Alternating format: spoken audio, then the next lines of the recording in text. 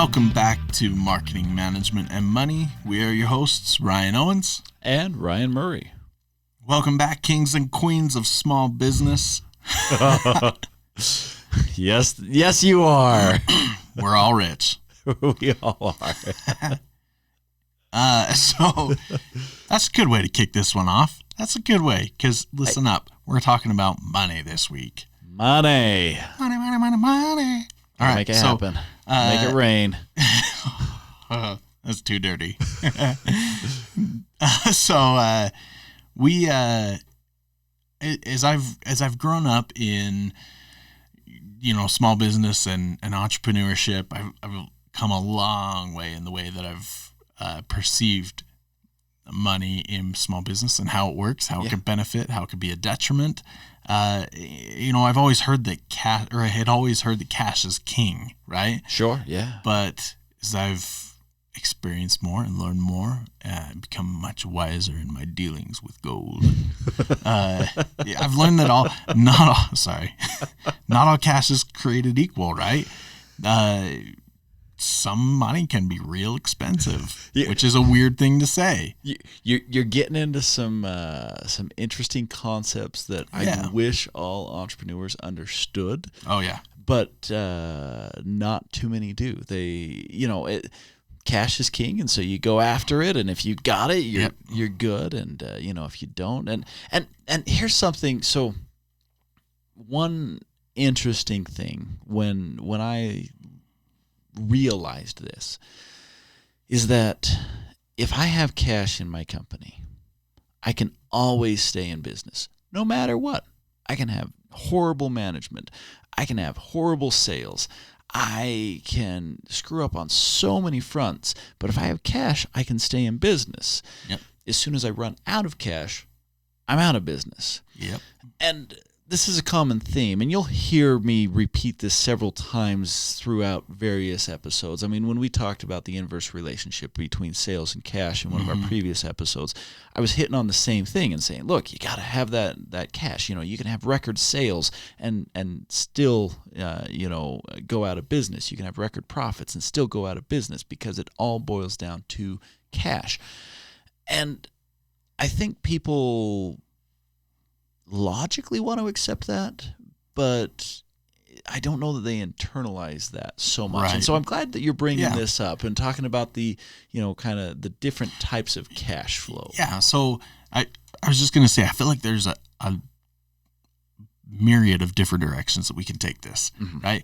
The cash cycles and all kinds of different things. But what I really, really, really want to focus on is internal versus external cash flow, right? Yeah. So like internal cash flow comes from sales and profits. External comes from debts and equity, right? Yeah, right. And I think inherently I kind of understood this back when I was a young warthog. But and I always thought, external being from debts and equity, I always thought, oh man, like that's a bad kind of money. You know what I mean? Yeah. Like debt's bad, right? But it's not. Not necessarily. It isn't necessarily. As long as it's balanced and properly utilized, it can be an asset to a company. Yeah. So, and that's that. Okay. There's some semantics that I kind of want to get hung up on, and I apologize. Nerd. I'm just kidding. Own it. Debt is not going to be an asset because on your balance sheet you've got your assets, liabilities, and equity. Yeah. So it's a tool. Can I use the word Let's tool? Go with tool. I apologize for offending the finance gods, all of the CPAs and accountants. I'm sorry. So debt is a tool, and that's a big difference between consumer debt and business debt. is as a consumer, I consume, I absorb. Right. And so any debt that I'm taking on is just to feed my consumption. Whereas in a business, when I take on debt, it's to produce, it's to create, Bingo. it's to grow. And so, there's different types of debt, there's different types of cash, there's different, and it's these subtle nuances, understanding these subtle nuances that really make it so that entrepreneurs can thrive when they get it. Mm-hmm. And so, you talked about the internal cash flow, that feeds down from sales and profits, and then the external cash flow that's coming from, debts and equity. And I really want to kind of hone in on these, and I want to pick them apart. So, Okay. What do you think? You want to start with internal, external? What do you want to start with? Let's start with the external first. Okay, so you kind of already hit on the debt side of things and how you can use it as a tool. Equity is the same way. So cover that just real quickly. What do we mean when we say we're using this as a tool? What exactly am I getting out of this? So you go to the bank and you get a loan, and then you take that and you put it in your personal account, and all right, right? That's how it works, right? I got you on semantics. You're getting me on semantics. I'm totally kidding. It's fair. Well, no. So it can be used to, so debt can be used to extend like your cash cycle, right? If you need to purchase inventory to fulfill an order, but you don't have enough cash on hand to carry you through the time it's going to take to get paid back for said inventory purchase. Right. When you build and sell that product, right? Yeah. So it can be utilized to grow your business in that way if you all of a sudden need to ramp up inventory, And so that's what I want to hone in on is all of a sudden you need to ramp up. Yeah. Quick. Right. Fast. I need access to cash now. Yeah. I gotta have it. You can't all of a sudden just you can't go out and make, a crap ton of sales and be like, oh, by the way, I need to be paid now. Yesterday. Yeah, exactly. Yeah. And so if you've got to ramp up pretty quickly, you're going to go external. Yep. It's that's the faster way to get that infusion of cash is, we've got to go with this external. Mm-hmm. But the big downside of debt is you got to pay it back. I got to pay it back. Right. Yeah. And so I see a lot of people turn to equity and they're just like, oh, hey, equity, I don't have to pay it back. You do. You still do. You're just paying it in a different way. Yeah, You're right. not making a loan payment, but the owners in the company, Yeah. they want to get paid. Well, but I am the owner, Ryan. Yeah. You still got to pay yourself back, right? Okay. What a brilliant concept to bring up is, do we treat ourselves as owners like we would other shareholders? Right. I've seen need so to. many times people have, they've just not ever taken the time to pay themselves. Yeah. And I look at that and I was like, what's the point of the business? Right. It's for you to get a cut, right? A Right. good cut. Yeah, exactly. Not At the some point. scraps that fell off the table. Right.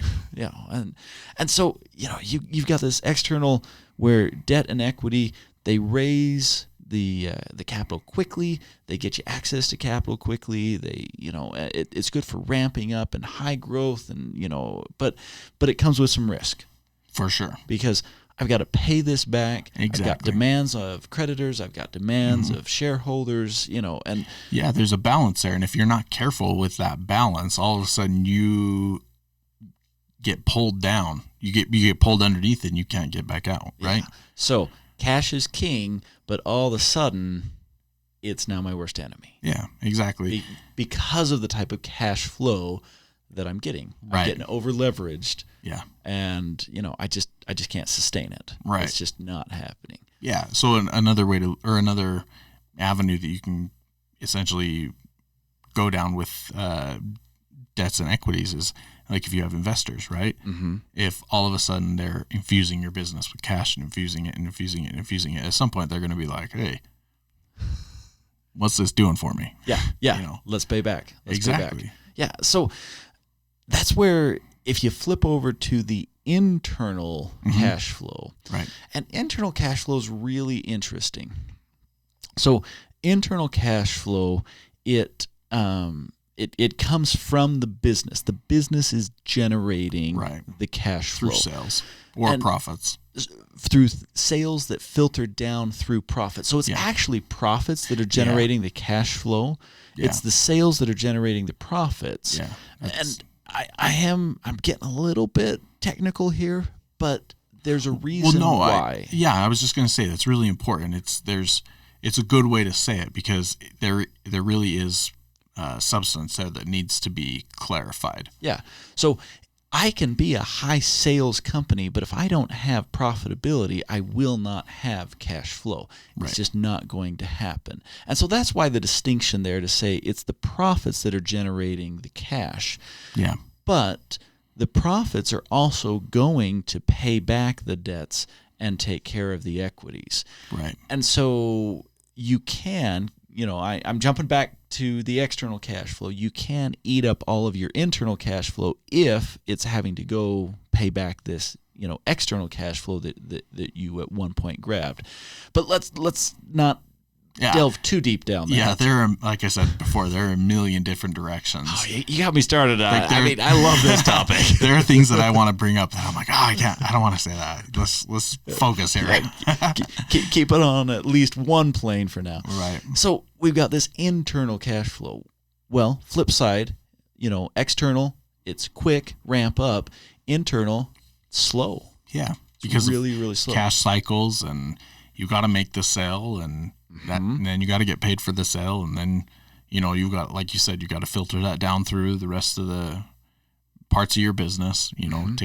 Pay back the debts as you need to, pay your employees, pay your utilities, all those kinds of things. Yep. And then you have profits, and that takes time, right? And as we talked in our in our episode on the inverse relationship between sales and cash, they move in an opposite direction. As my sales are ramping up, my cash is actually going down. And for our listeners, if you want to get the whole scoop of that, jump back to that episode. It's a great episode that really talks about a concept that's overlooked. But as these sales filter through to profits and the profits are generating cash flow to me, one of the things that I'm getting out of this is a super healthy company. Right. If your company is generating enough cash flow that you're supporting your own growth internally, beautiful. Right? You're wink in the money. Like I could not, man. That was like that's too perfect. Yeah. And so it's hard to do, and most people don't have the luxury of being in that space, because here's what will happen. If I go after this internal cash flow, I'm going to move a little bit slower. Well, if you're moving slow and the competition is moving fast, you've got to use that external cash flow to keep up with the competition, or else you're going to get left behind. You're going to be outdated. And you'll see that happen a lot. Companies that tend to be, super healthy with internal cash flow, they tend to be older companies. And I'm talking in terms of a small business. So like the owner themselves has been doing this for several decades. And so they've had decades to build up their cash flow.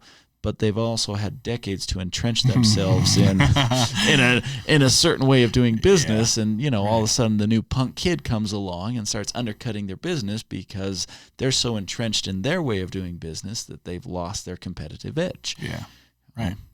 And so as we look at this internal cash flow, it really is a great sign of a healthy business. Now, I want to talk about something. I'm going to pivot here for just a second, if that's okay. Yeah, I know we talked about too many rabbit holes. I'm going down this one. Okay, fine. So, zombie businesses. Zombie businesses are the living dead. Yeah. These are. This is a great analogy, by the way. Like, you and I have only talked about this like once before, but I don't know. I just think it's hilarious. Anyway.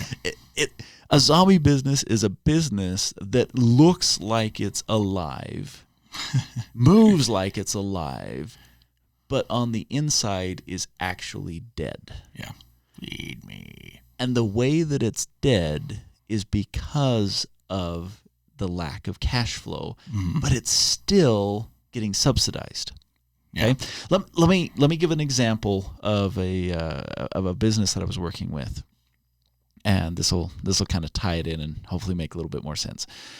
So there was I was teaching a business planning class, and in our next episode we're gonna talk about business plans and kind of get your perspective on business plans here. But I was teaching a business planning class. And at the end of the class, this gentleman, he comes up and he starts talking to me, and he's like, I really liked your class. I really liked what you were talking about. Can I ask you some questions? I'm like, sure, yeah, I'm happy to. I'll stick around for a little bit after the class. And sure. So he starts, asking me some things about his company. And it's just not sounding right. Okay. And so I finally pause him, and I'm just like, are you profitable? He's like, No, I'm not profitable. I'm like, how long have you been in business? This is our 7th year. Whoa. Have you ever been profitable? No, we've never been profitable. How are you still in business? Exactly. and I'm looking at this, and I'm just like, I've since learned that this actually happens often, and that's where I came up with the term zombie businesses. Is these are businesses that, for 7 years he's been making sales but hasn't made a profit. And the crazy thing is, so sometimes you look at it and, you see these businesses moving in a great direction, and it's like, okay, I can see the potential. Like, a lot of, the social media companies, they haven't been profitable for years, maybe a decade, but they've managed to get such a user base that you can see the potential. I mean, when you have millions or billions of people that are using your platform, then it's only a matter of time before you can start turning those dollars and making a profit. Oh yeah. But this particular company was like declining, and I tried to tell them, this wasn't a client. They had just sat through one class, and so I didn't have a whole lot of influence on them. And I tried to tell them, I'm just like, you probably should shut down. And they weren't having it. They were just like, no way, no how. I'm like, oh, okay, not my place. And come to find out what it was is that the husband was just paying for the losses in the company out of his job. And so I'm like, yeah, that's clearly a form of external cash flow. Yeah, exactly. In the form of equity that wasn't being properly accounted for, and created this false sense of you actually have a company here when you don't. Yeah. And so that's where I look at it and I say, if you get into a mismanagement of cash flow, you can have cash. And cash is king. But if you get into a mismanagement of cash flow and all of a sudden you've created a zombie business, then you're in a situation where, cash is king, but you're dying. Right. Well, and it is super interesting. So as you're talking about this, I'm sitting here thinking about a few of these businesses that I know. And one in particular, if you looked at them today, you would think, man, like, things are improving. They're doing great. Yeah, because great business. Visually, from the outside looking in, it looks like, well, they've got new marketing. Well, they only have new marketing because they're desperate for figuring something out. Yeah. And nothing's worked thus far. And it's all coming out of the owner's pocket. You know what I mean? And he's delaying this debtor to pay Robin Peter to pay Paul, right? Yeah. He's delaying this debtor to pay off this one. And then that cycle continues, and he takes the money that he makes from job A and immediately puts it back into the previous job. You know what I mean? And it's just, which creates cash flow. Yeah. It is technically cash flow, right? But it's not healthy. Yeah. Well, and again, from the outside, this business in particular looks like it's doing well, but it's definitely not. Like every time I see the cars driving around with the new wrap on them, I'm like, man, when am I not going to see that? It's any day now. I'm not going to see that car driving around anymore. Yeah. So and so I want to wrap this up with some key takeaways, because Sure. there are some specific things that our listeners should be doing in terms of cash flow that are going to help them not be, that bad case study that you're talking about. And so the first thing that I would highly recommend is to identify how much of your cash flow is internal cash flow and how much of your cash flow is external cash flow. Right. Put the balance to that. I mean, if I'm 10% internal cash flow and 90% external cash flow, if I'm in a high growth market, then I might be okay. Yeah. Like if I'm just really, getting new customers, rapidly, if I'm expanding, if new innovation. Yeah, if those things are happening, I can have, a 10% internal cash flow and a 90% external cash flow, and I can be okay. But if I'm in kind of a plateaued or even a declining business, and that's my balance, I'm out of balance. Yeah. And I'm going to get myself in some serious trouble to the point that my business is probably going under. So that, that's a big red flag. Likewise, if I am, let's say 80% internal cash flow or 100% internal cash flow. I see this a lot. If I'm 100% internal cash flow and I've got zero external cash flow coming into my business, then that means that I'm really not growing. I'm really not moving. My business is kind of staying level where it is. And if it's a lifestyle business, that might be okay. But if I want growth, that's not the course of action that I need to be on. And so the first thing that I would recommend is to identify what percentage of your cash flow is internal, what percentage of your cash flow is external. The second thing that I would look at is I would look and see if I am becoming that zombie business, if I'm subsidizing my business with other things to create cash flow. Right. And what do you do with zombies? You kill them. Don't let them eat you and suck your brains out and make a zombie out of you. I was gonna go so much more graphic than that. You played it well though. And so, look out for the signs of being a zombie business. And what those signs are is excessive subsidies coming in from, some other source. Typical sources are you're subsidizing your labor. Mm. You're subsidizing through, like a spouse's job if they're paying into it. Yeah. Or you're subsidizing through some of your own equity, but you can't get anyone else to dump equity into it. If you're the only person who's interested in equity, then, that's a form of a subsidy. You're getting your brain sucked out by zombies. Yeah. Well, and a key thing I think here to understand, and I'll be quick about this because I know we're trying to wrap up, but a key thing I think we need to understand here is that you have to check your ego at the door when it comes to this stuff. If you are in a decline, like if you're like, man, this is going to grow, and so you decide to ramp up and dump 90% of your cash flow into growing this thing, but because you're and it's not smart because you're in a declining market, like you've got to be wise enough to say, okay, yeah, I would really like to see this thing grow, but the market's declining. So check your ego at the door.